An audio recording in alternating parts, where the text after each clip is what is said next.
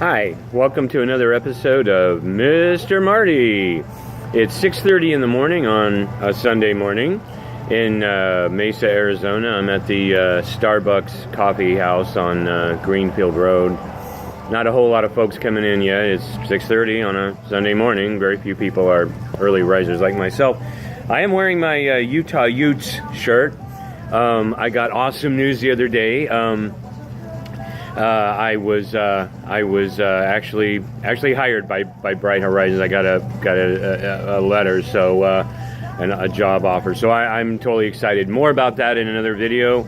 I want to post the letter actually, but I want to find out, get permission if I'm allowed to do that and whatnot. But I want to talk to you. And again, thanks, Allison. Thank you so much. Again, I'm going to do another video about my getting a job at Bright Horizons that I'm so excited about. But I wanted to talk to you today, and I wanted to start kind of doing some videos about kind of getting to know me better. That maybe, parents of the kids can like go on and say, well, who is this guy, Mr. Marty, and what's he all about, and all that stuff, and kind of get videos. And so I want to do one today about so why do I love babies? Why the infant room? Why babies? Not why maybe not other toddlers. And by the way, I'm getting hired in as a substitute, kind of working my way up to being an infant teacher, but that's the goal. And I'm an infant teacher in training, but I'm going to work a lot of the other rooms, but the infant room is where I want to really be. But it's a good question. So why do I love babies? Why infants?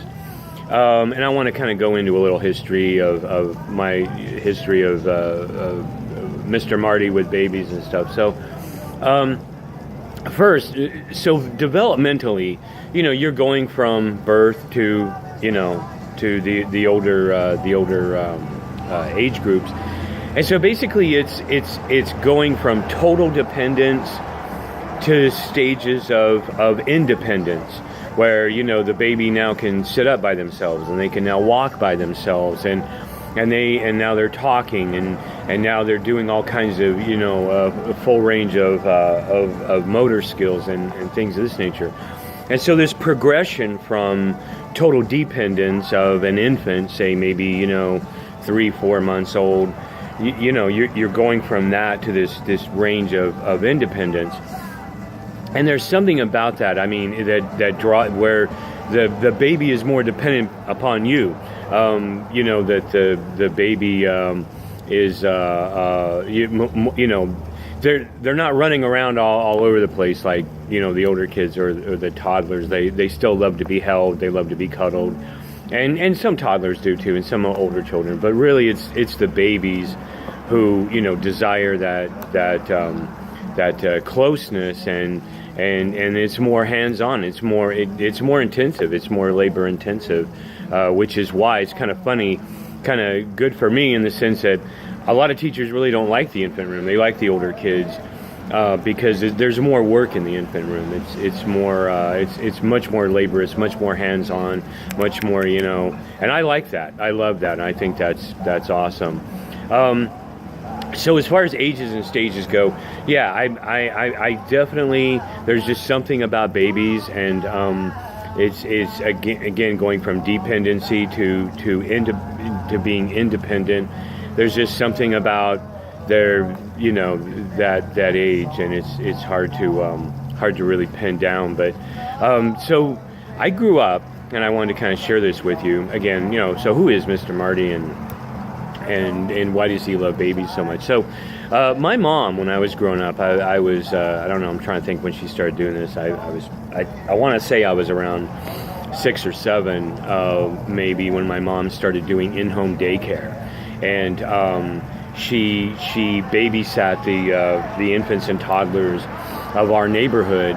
And it was common. I remember this growing up. We had cribs in the living room, playpens in the living room. It was crowded. I mean, we had a big house, and we had a living room, and then we had a family room. excuse me, it was the family room where most of the baby furniture was and stuff. My mom didn't have a changing table. This was back in the 60s. She changed them on the floor or on the couch. And again, we had the playpens of cribs. There were no exercisers. My mom had walkers. And so I grew up in this atmosphere of always having babies. And that was true probably until, I don't know, I want to say I was probably 12 or 13 when she stopped doing daycare, in-home daycare.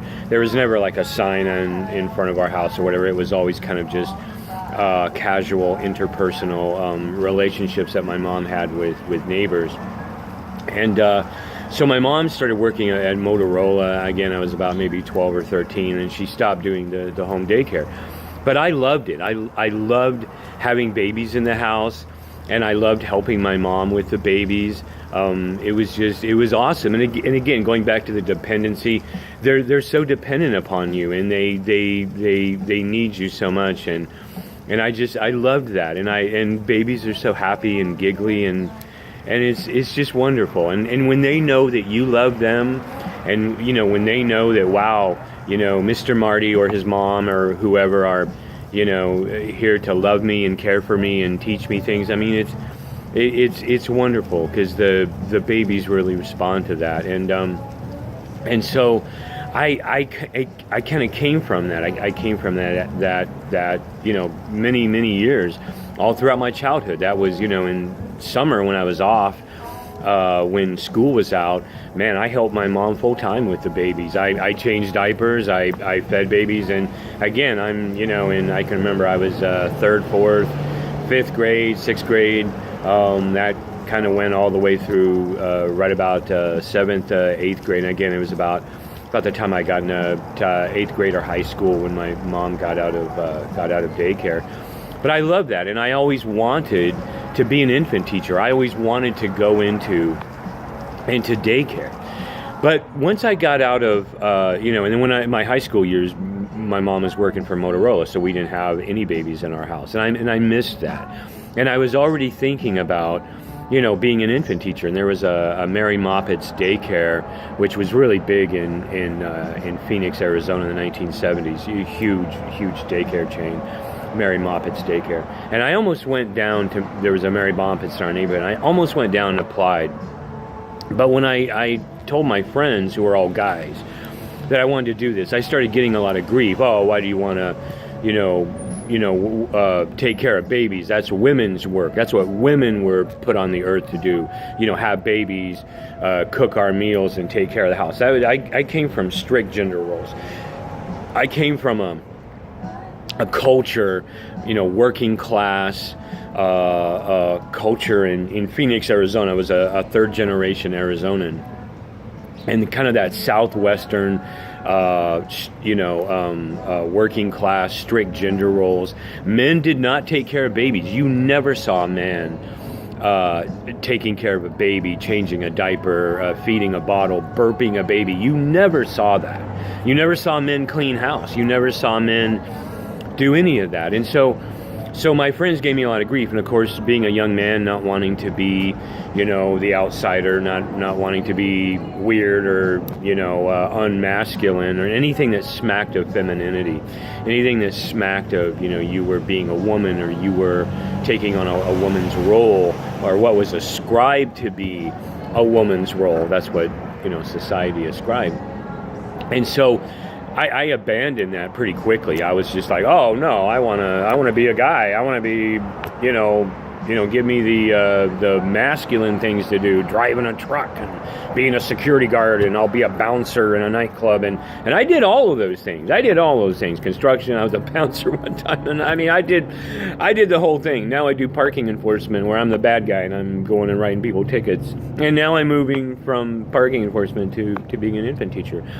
And it's a good, so I wanted to just be, why does Mr. Marty love babies? And I always have. This isn't something new, but it's something that I put off for decades and decades and decades. And, and I got married and had a couple kids. And of course, I loved, my kids and their babies. And that was wonderful. And I even talked about one time when I was married of my wife and I actually starting an in-home daycare. But again, I nixed that pretty quick because the feedback I was getting, from guys, even women who subscribed to these ascribed gender roles, subscribed to the ascribed gender roles. It was a lot of grief, and I just kind of backed off. And I'm like, oh, okay, I don't want to do anything that seems feminine or whatever. And so now at this part of my life, at this point, I've basically abandoned all of that. I don't care, I don't care what somebody thinks of me, if they think I'm gay, if they think I'm, too effeminate. And I am feminine. I have a lot of feminine traits, and that really comes out in the infant room. I just want to be a mom. I want to hold the babies and love them and burp them and, feed them bottles. I love them. When I see babies, I just, and they're all, wow, what are we doing today? And, it's wonderful when you walk into that infant room, even toddler room. I mean, it's wonderful. The babies are just wonderful. And so this isn't something new. This isn't something that, hey, I just woke up one day and said, oh, wow, I think I'd like to be an infant teacher. I think I'd like to go from, doing parking enforcement to infant teaching.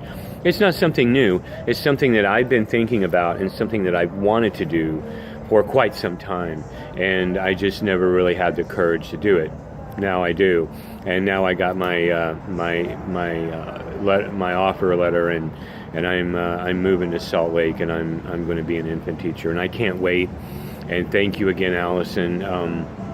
It's the most awesome opportunity I've ever had in my life, and I'm so grateful to that. And so I just want to come on here, folks, and I'm going to be doing a lot of videos where I talk about who I am and kind of, where I come from and how I grew up and my ideas formulating on, infant toddler care and stuff. And so it's why I love babies. That's just a little bit. That's just one of the little pieces, reasons I love babies. And I do love them. And I can't wait to be an infant teacher. I can't wait to serve those babies every day in an infant room and teach them something and maybe, make their lives just a little bit better, a little bit happier. They're away from mom and dad, but, they're in the infant room with, Mr. Marty and the other teachers, and we're all working together as a unit. We're all working together as a group to try to give them the very best care that we can. And so that's who I am. Another episode of Mr. Marty and why he loves babies. And I do love babies. I think Alice and the other teachers could kind of pick up on that when I was up there. So anyways, here at Starbucks in Mesa, 6:30 in the morning on Sunday morning, and another episode of Mr. Marty. Until next time, have an awesome day and be the positive change you want to see in others. Thank you.